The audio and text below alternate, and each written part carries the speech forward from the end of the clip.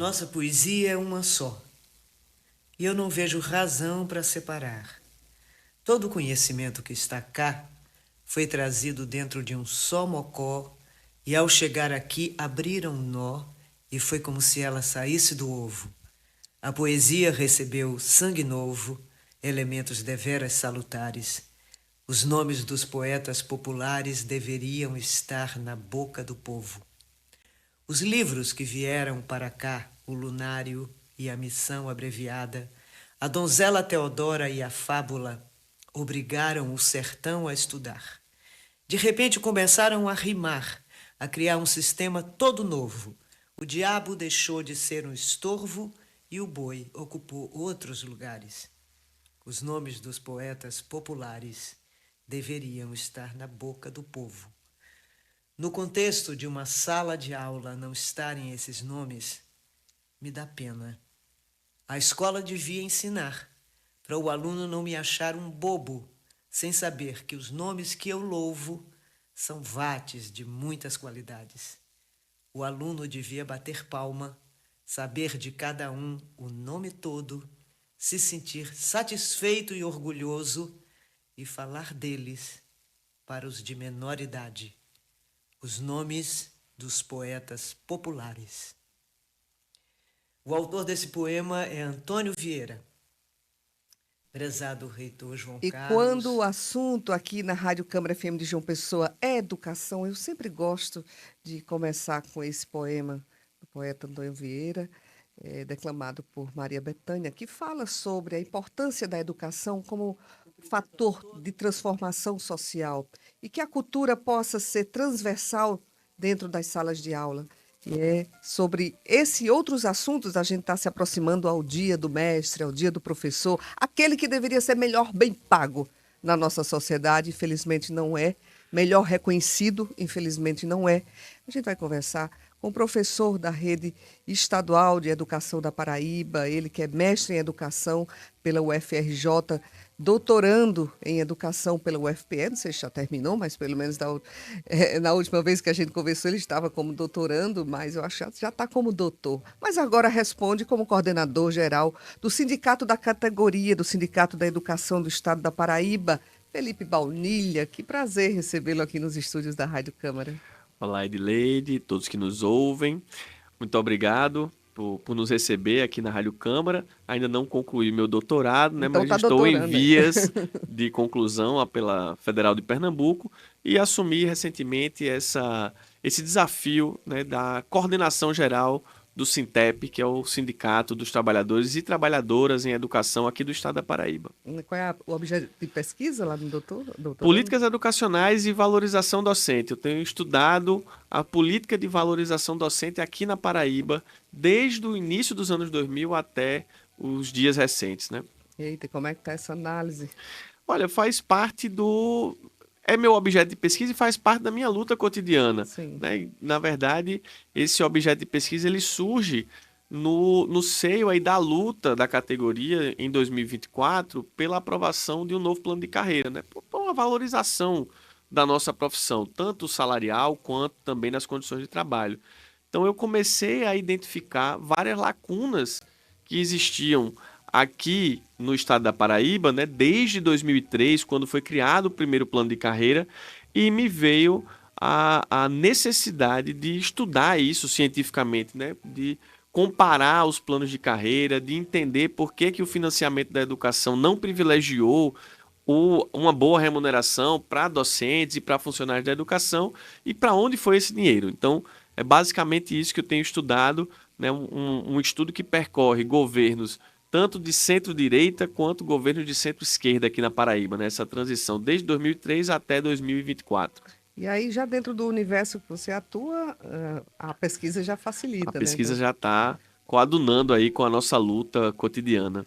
E agora, assumindo aí a coordenação geral, foi uma transição recente, né, na coordenação do Sim, sindicato. sim, uma transição recente. A nossa última eleição do sindicato, o sindicato ele tem 4 anos de mandato, né? Mas nós trabalhamos com uma estrutura de coordenações. Então nós não somos presidencialistas, nós temos várias coordenações, são 13 secretarias, e a cada 2 anos essas secretarias elegem um coordenador geral, né? É Essa nossa bienal.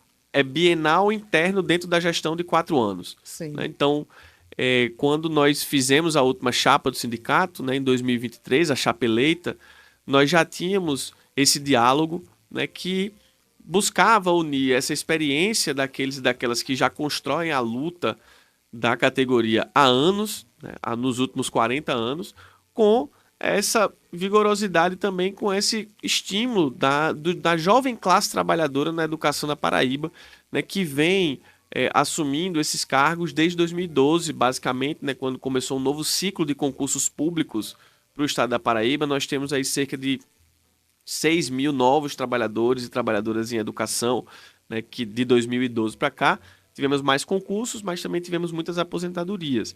Então, essa jovem classe trabalhadora precisa assumir também esse papel na luta por valorização salarial, por valorização da escola pública, né? Muitas pessoas acham que a luta do sindicato ela se dá só por questões salariais, mas não é isso, né? Nós lutamos pela qualidade da educação pública. Vai dar estrutura, E a né? qualidade da educação pública depende da valorização dos seus profissionais, das condições de trabalho e do diálogo com a comunidade, né? Então é um tripé aí que sustenta essa qualidade. Então não adianta só eu lutar para ter uma qualidade na educação olhando só para a estrutura das escolas se os profissionais que trabalham nelas não forem valorizados. Sim. Então isso é muito importante. Então o sindicato ele atua nessa perspectiva, né? É de valorização salarial, mas é principalmente de valorização da escola pública. Felipe, eu tenho percebido, inclusive, incentivos do governo federal para que as pessoas façam licenciatura. Há um déficit aí, tem diminuído a qualificação, profissionais saindo para esse campo de atuação profissional. O que está acontecendo? Precisar pagar uma bolsa, um estímulo para fazer licenciatura?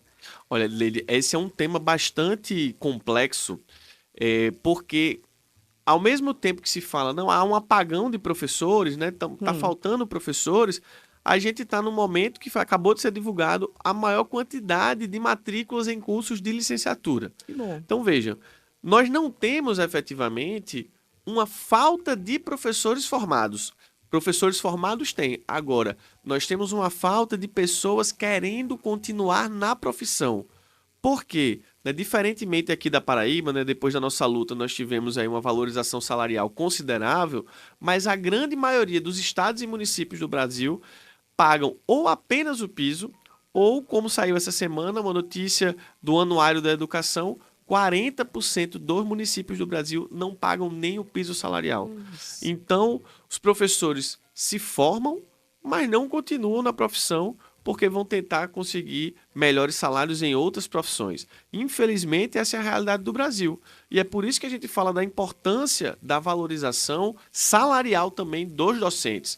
Porque para permanecer na profissão, a gente precisa ter um estímulo salarial, né? Se eu for ser professor e ganhar mais trabalhando no comércio do que sendo professor, obviamente, muitas pessoas, por questões práticas, vão tentar ganhar a vida de outra maneira. Então, a melhor maneira de manter os professores na rede e atrair professores é justamente tendo uma valorização salarial. Para Sim. você ver. É, Saco vazio não sustenta em pé, não. não, e para Né? você ver o que é que eu estou falando. Ao mesmo tempo que no Brasil se fala em ausência de docentes, não apagão docente, nós agora tivemos um concurso para professor no estado da Paraíba com 2 mil vagas. Tivemos mais de 70 mil inscritos. Ou seja, não falta professor, falta o estímulo salarial para que os professores permaneçam nas carreiras. Né? Aqui na Paraíba, até pouco tempo atrás, né, o professor prestador de serviço ganhava um salário mínimo para trabalhar Nossa. a mesma quantidade de horas, fazendo a mesma função que um professor efetivo. Então, nós conquistamos uma luta recente, agora, do sindicato, com uma ação judicial que o governo pague o piso salarial dos professores, que é o salário mínimo dos professores.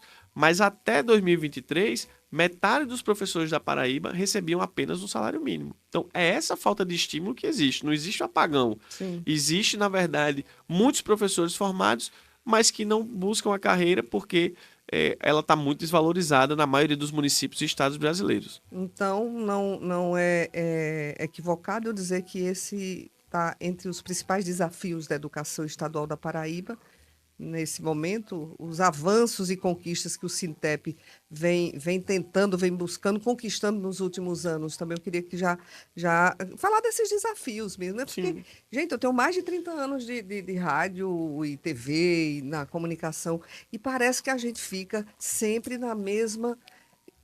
E há retrocessos, né? Sim. Porque quando pensa que tem um avanço, não se adota o que já foi conquistado, né? Isso. São muitos desafios mesmo, Edleide. A gente, inclusive, costuma dizer Inclusive, eu assim, sou professora, né? Mas e não estou na sala de aula porque, né? exatamente, para você ver, ou Estou seja, tentando dar um pulo, né? nós, como eu falei, assim, nós não temos falta de professores, nós temos a falta de estímulo para que os professores continuem na carreira, né? E aqui é sempre importante a gente destacar, e nós não temos problema de fazer isso, né?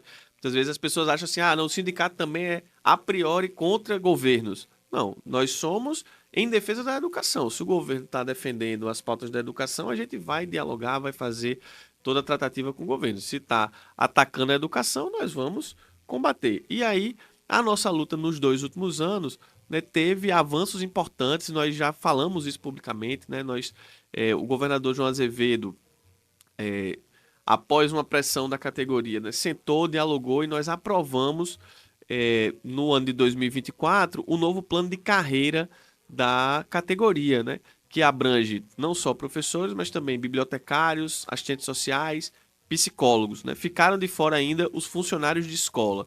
Mas esse plano de carreira, que foi uma conquista da nossa luta do ano de 2024, ele alçou a Paraíba a um dos melhores planos de carreira do Nordeste atualmente. Por isso que houve uma procura tão grande para o concurso de professores aqui na Paraíba, né? Então, somado a isso, nós tivemos em 2023 também uma vitória judicial, de um acordo, um diálogo com o governo nesse sentido, que foi a incorporação de uma das gratificações que era pago somente a professores da ativa e começou a ser pago também a professores aposentados, ou seja, aqueles que deram toda a sua vida pela educação estavam muito desvalorizados e o Sintep, a partir dessa batalha judicial também, conseguiu, nesse diálogo com o governo, fazer um acordo judicial e valorizar o salário dos aposentados.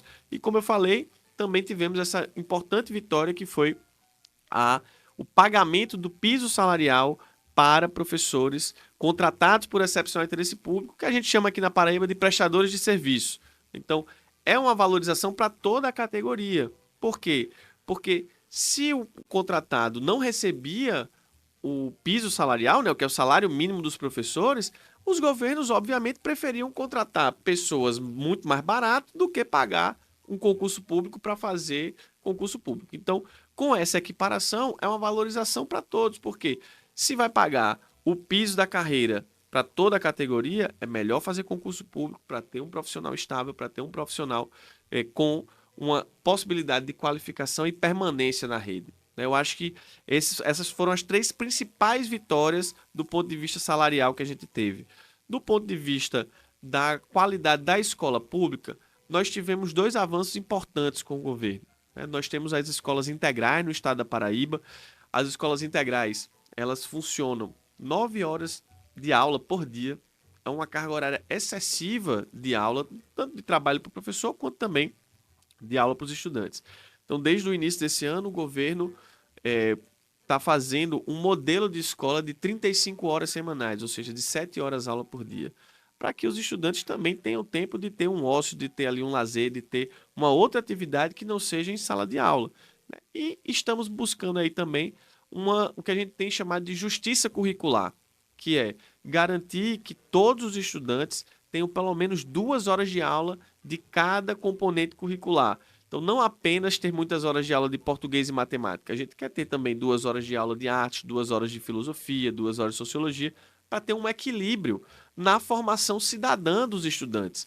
Isso eu acho que é uma conquista muito importante do ponto de vista pedagógico, né? E nós temos avançado. Temos muitos desafios ainda, é verdade. A estrutura das escolas, a climatização de sala de aula nesse contexto de aquecimento global, né? Principalmente nas escolas que ficam nos grandes centros urbanos e no sertão do estado, né? Que Muito é quente. bastante quente. Então, no verão a gente chega a ter salas de aula com mais de 40 graus Celsius, né? Então, é impossível trabalhar e estudar nessa Nesse condição ambiente, climática, né? Estou conversando com o professor Felipe Baunilha. Ele foi eleito no último dia 23 de agosto novo coordenador geral do Sindicato dos Trabalhadores e Trabalhadoras em Educação na Paraíba, para um mandato de 2 anos. Ele, como já se apresentou no início, você está ouvindo começando a ouvir a entrevista agora na Rádio Câmara, militante histórico dos movimentos estudantis e da educação. E Baunilha assume a direção máxima do Sintep em um momento de desafios e conquistas para a categoria, com o desafio aí, como ele está falando, de combinar a experiência acumulada pela entidade, 51 anos, com novas práticas sindicais. O que é que novas práticas sindicais são essas, Baunilha? Olha, a gente tem feito um esforço, Edileide, todos que nos ouvem, de capilarizar mais a ação sindical, né? Na verdade, é um resgate da origem do próprio sindicato, que é ter uma organização por local de trabalho. Então, nós temos feito o esforço de eleger representantes sindicais escolares em cada unidade escolar da Paraíba, né? São 600 escolas que a gente tem hoje no estado, então a gente quer ter 600 representantes em cada unidade escolar, um representante, e nós temos principalmente utilizado, nos últimos 2 anos, as redes sociais como uma ferramenta de mobilização e de organização da categoria, também de difusão das nossas informações. Para você ter ideia, nós saímos no ano de 2023 de uma rede social, né, de uma abrangência na rede social de pouco menos de 2.000 seguidores. Hoje as nossas redes sociais do sindicato, elas já alcançam mais de 17 mil pessoas, né, já tem uma visibilidade mensal, né, de mais de 300 mil visualizações das nossas informações, e são os tempos modernos, né? Então, hoje a informação, ela é, como se diz no termo em inglês, mas já brasileiro, né? Just in time. Então, aconteceu, tem que ser agora. A gente precisa resolver o problema que aconteceu hoje para poder divulgar para toda a categoria. Então, essa movimentação da gente junto à categoria, em cada escola, grupos de aplicativos de mensagem, na nossa página da rede social, facilita essa informação e capilariza cada vez mais essa informação. Então agora você não depende mais apenas de ter uma assembleia para receber a informação. Você recebe a informação em tempo real e a gente vai, a partir disso, né, trabalhando também essa mobilização com a categoria. E sobre a Bolsa de Desempenho aos aposentados, isso foi incorporado ou não? Ainda não foi totalmente incorporado, falta uma parcela a ser incorporada, vai acontecer em junho de 2026, né? Mas o acordo judicial que foi firmado com o governo lá em 2023, como eu falei, foi das 3 principais vitórias que nós tivemos nos últimos 2 anos. Esse acordo garante que todo aposentado e aposentada que fizer a adesão vai receber esses valores. Inclusive, ele foi fundamental agora, né? O Tribunal de Justiça deu uma decisão de inconstitucionalidade da lei de 2011 que criou essa bolsa, e graças a esse acordo, os aposentados e aposentadas já estão recebendo essa bolsa. Se a gente não tivesse feito a ação judicial, nem tivesse feito o acordo, possivelmente esse direito estaria perdido para sempre, né? Mas graças a essa nossa atuação política e jurídica, a gente conseguiu garantir que os aposentados tivessem essa incorporação. Baunilha, foi aprovado no Congresso Nacional o Sistema Nacional da Educação. E aí eu imagino que traz benefícios, né, para a educação em todos os âmbitos, federal, municipal e estadual.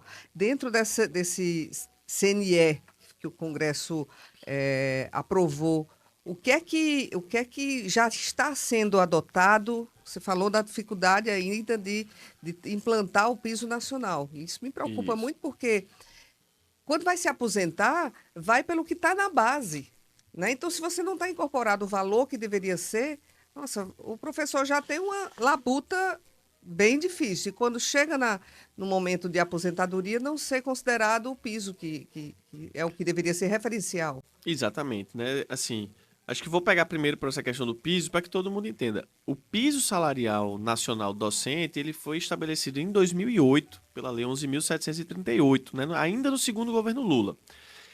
É o salário mínimo que o professor deve ganhar. Assim como um salário mínimo normal, né, que ninguém pode trabalhar ganhando menos do salário Sim. mínimo, para professores, o piso ele Tá é de o quanto? salário mínimo. Hoje, para 40 horas, ele está cerca de R$ 4.800. Então, nenhum professor deveria receber menos do que isso na rede pública. Não é isso que acontece. Qual o grande problema? Não há punição para os prefeitos ou governadores que não cumprem esse piso. Então, essa é uma das batalhas. Mas, voltando para o tema do Sistema Nacional de Educação, o piso faz parte desse Também. sistema, né? O Sistema Nacional de Educação, vamos tentar aqui para o ouvinte entender, né, para quem não é diretamente da educação, é o equivalente ao SUS. O SUS é o Sistema Único de Saúde. Então, a rede municipal, estadual e federal de saúde, ela é interligada dentro do SUS. Só que desde a Constituição Federal de 88, a educação ela tem dificuldade de fazer essa unificação nacional. Então, para você ter noção, com relação a matrículas, a gente está ainda avançando na unificação de um sistema de matrículas. Assim como nós temos o CPF. O CPF é um documento único, independente de para onde você for, no estado, no município ou no governo federal, é o único documento é o CPF. Nós ainda não temos isso na educação em relação às matrículas. Por que não temos? Então, esse é um dos desafios que o Sistema Nacional de Educação está tentando sanar. Né? Mesma forma é o problema das carreiras docentes. Existe uma lei federal que diz que tem o piso e diz que tem que ter um estímulo à carreira, né? Que é esse desenvolvimento profissional ao longo da vida profissional. Mas a grande maioria dos municípios não tem carreira docente. Então, o Sistema Nacional de Educação está tentando, é uma lei que ainda está para ser aprovada com as emendas que foram propostas, está tentando justamente unificar isso e garantir que municípios e estados cumpram o que está na legislação. Agora, qual é o nosso grande percalço aí? É que para cumprir tudo que está previsto na legislação, precisa ter financiamento. O Brasil hoje é um dos países que menos investe em educação dentro do grupo de países desenvolvidos, né? Dentro das principais economias do mundo. Então, você não consegue desenvolver um sistema nacional de educação de qualidade se você não tiver um mínimo de investimento adequado na educação. Por isso que nós, no movimento educacional, desenvolvemos um mecanismo de cálculo para esse financiamento chamado de custo-aluno-qualidade. Ou seja, o que é que tem que ter em cada escola do país para garantir uma educação de qualidade? E quanto custa isso? Então, tem que ter quadra poliesportiva? Tem. Então, precisa calcular quanto precisa de uma quadra poliesportiva. Tem que ter refeitório? Tem que ter refeitório. Tem que ter biblioteca? Tem que ter biblioteca. Banheiro com condições adequadas, saneamento básico, caixa d'água, professores e funcionários bem remunerados. Então, isso é o custo aluno qualidade. Nós estamos agora na batalha com o Congresso Nacional para que esse Sistema Nacional de Educação tenha esse mecanismo de cálculo, chamado de custo aluno qualidade, para garantir um financiamento adequado. Não adianta só a gente dizer, aprovar leis bonitas, dizendo assim, olha, precisa ser bom, sem garantir dinheiro para garantir que isso seja bom. Eita, que sonho maravilhoso de sonhar, né? Porque é tão bom que a gente pudesse pensar que todo mundo vamos botar nossos filhos na escola pública, porque a gente não precisa ir correr para a privada, que existe a privada, ok, mas não porque o ensino público é defasado, a estrutura é deficiente. E quando você fala assim, eu acho que eu vou assim para um mundo dos sonhos mesmo, assim, Sim. porque seria o ideal um país que pensasse, de fato, na educação como ela deveria ser bem tratada, como eu falei no início, porque eu não vejo outro caminho.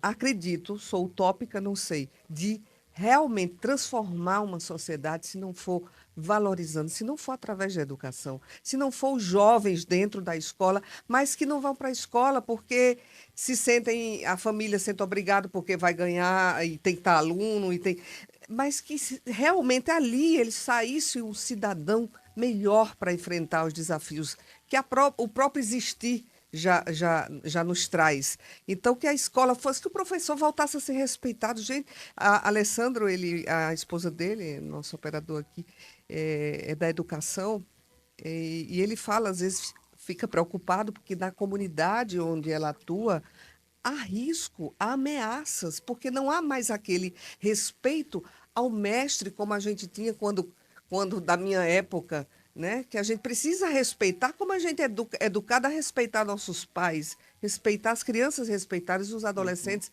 os professores. E aí há verdadeiro ciclo de ameaças também dentro. A segurança Uhum.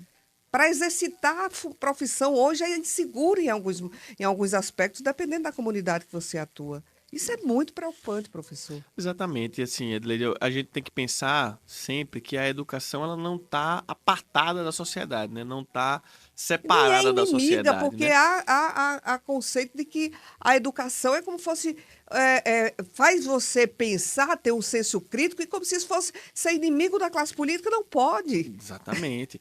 E pensando assim, desse ponto de vista da segurança, né, que eu estava mais preocupado quando você estava falando, que é, de fato, muitos colegas hoje se sentem ainda inseguros em determinadas escolas, em determinadas situações, mas não é por causa da escola em si, é porque a insegurança, ela existe na sociedade, né? Qualquer profissional que fosse atuar ali em determinada área naquela região, que é uma região marcada pela desigualdade social, que é uma região marcada pela violência, né, vai estar sujeita a esses riscos. Então a escola ela não está fora desses riscos, né? Mas me chamou muita atenção também o início da sua fala, né? Eu sou professor da rede pública há 13 anos, sou também pai de duas crianças, né? Um menino e uma menina. E ambos estudam na escola pública desde os 6 meses de idade, né? Desde da pré-escola, né? Desde a educação infantil. E eu tenho feito essa campanha e esse diálogo com os meus pais, porque assim, se eu não coloco meus filhos na escola pública, eu estou desacreditando o meu próprio trabalho, né? E assim, hoje eu falo sem medo de errar.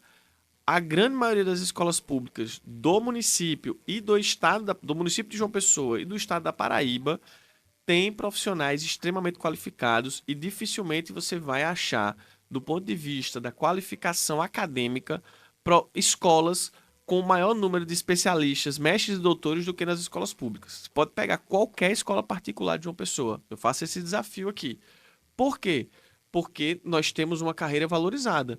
Então, o que é que o nosso principal gargalo hoje na escola pública na Paraíba e no município de João Pessoa? São as condições estruturais de algumas escolas. Nós temos escolas muito boas do ponto de vista da estrutura e nós temos escolas muito ruins. São redes muito grandes de escolas. Como eu falei, na Paraíba são 600 escolas. Então, boa parte delas existe há mais de 40 anos, 50 anos. Então, precisa de uma reestruturação elétrica, precisa de uma reestruturação hidráulica, porque o mundo mudou, os nossos equipamentos mudaram, né? Há 20 anos atrás, eu não tinha 40 ar-condicionados numa escola. Então, a rede elétrica de uma escola era completamente diferente. É preciso atualizar isso. É preciso, inclusive, que haja, dentro desse Sistema Nacional de Educação, um pacto entre governo federal, estados e municípios, para que, por que a gente não pode fazer um PAC para a educação?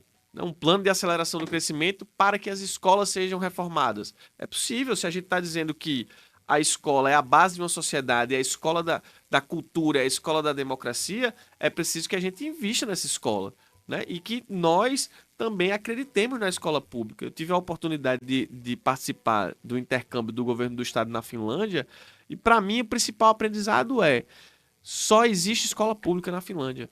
O filho do pedreiro, o filho da trabalhadora doméstica, o filho do comerciário estuda com o filho do presidente na mesma escola, o filho dos deputados. Ou seja, nós precisamos unificar aí um sistema de educação pública que todo mundo valorize e que não haja uma distinção desse ponto de vista, né, de quem é que pode pagar mais por uma qualidade melhor. Então, eu eu sou advogado dessa causa, né, no sentido de que todos e todas possam colocar seus filhos na escola pública e democraticamente lutar por uma escola pública de qualidade.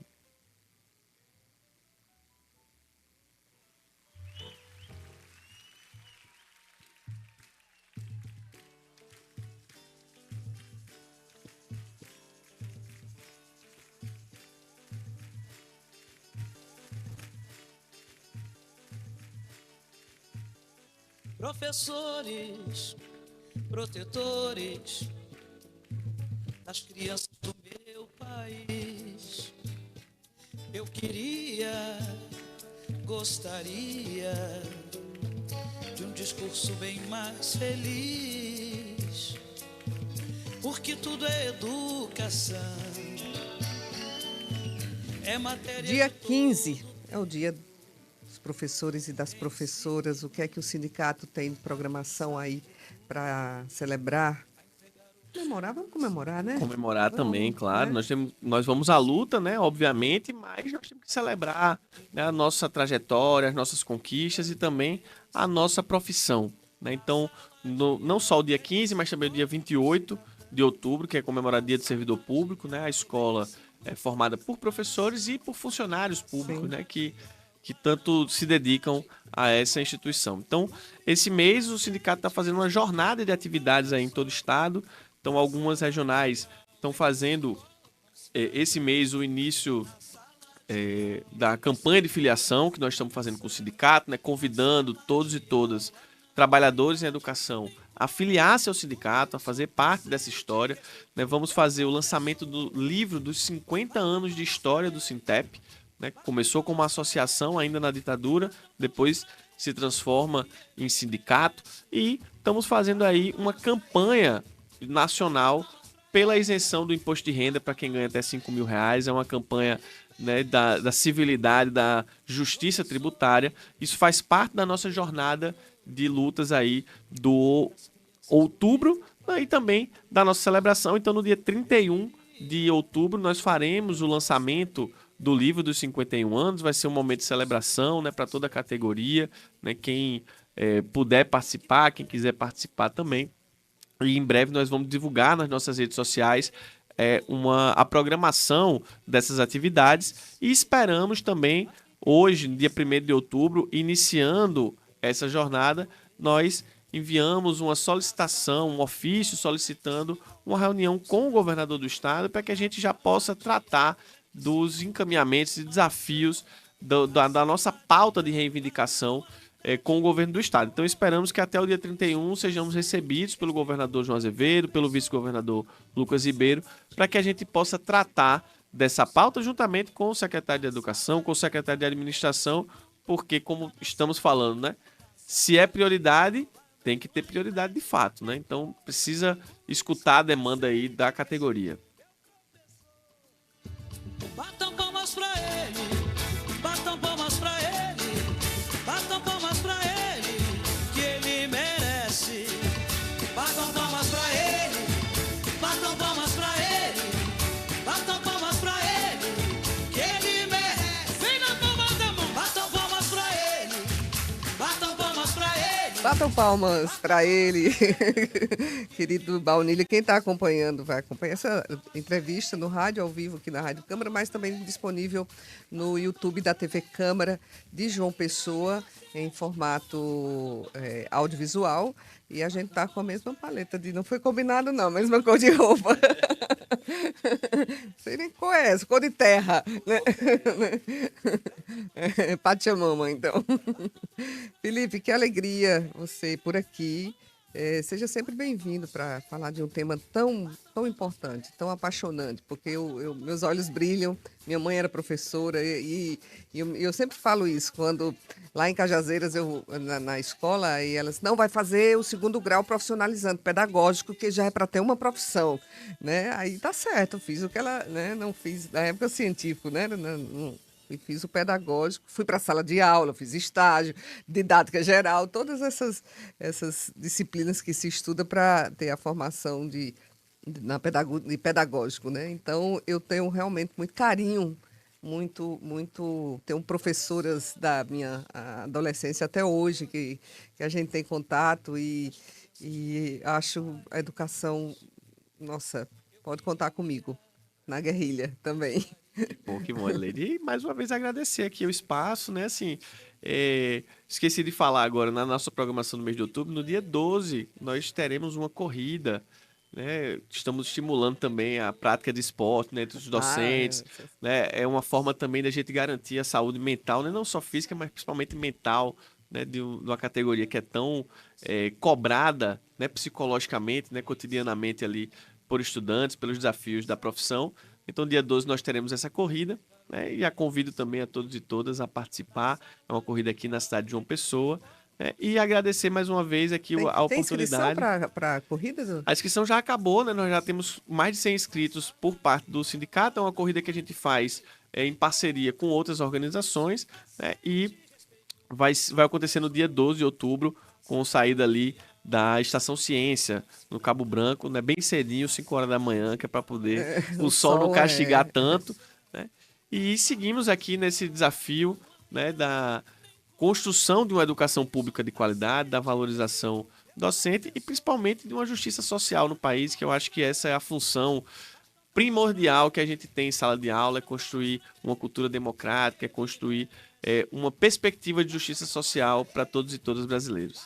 E a gente sempre termina nossa conversa com a música. Tá tocando Leci Brandão, é a sua preferida? Quando eu falo de educação e da categoria, é que eu acho melhor porque ela retrata bem o desafio que a gente tem. Nós, os professores e professoras, são aqueles que passam o maior tempo com as crianças e jovens do país, né? Então, somos nós que fazemos a educação cultural, a educação científica das crianças e jovens do país. Então, é um desafio e tanto, e merece aplauso, merece o reconhecimento de toda a sociedade. Por isso que eu acho que Leci Brandão, que tem essa música com o título tão sugestivo, Anjos da Guarda, né, ela representa bem aí a importância do professor e da professora, do trabalhador em educação em geral, na sociedade brasileira. E assim a gente termina ouvindo, então, Leci Brandão. Anjos da Guarda, nossos professores e professoras. São verdadeiros anjos da guarda. Exato.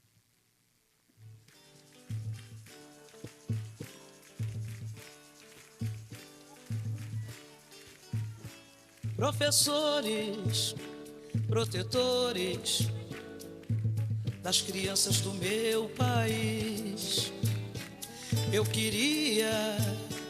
gostaria de um discurso bem mais feliz, porque tudo é educação,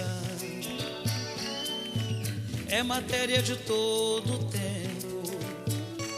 Ensinem a quem sabe de tudo a entregar o conhecimento. Ensinem a quem sabe de tudo a entregar o conhecimento. Na sala de aula é que se forma um cidadão. Na sala de aula é que se muda uma nação.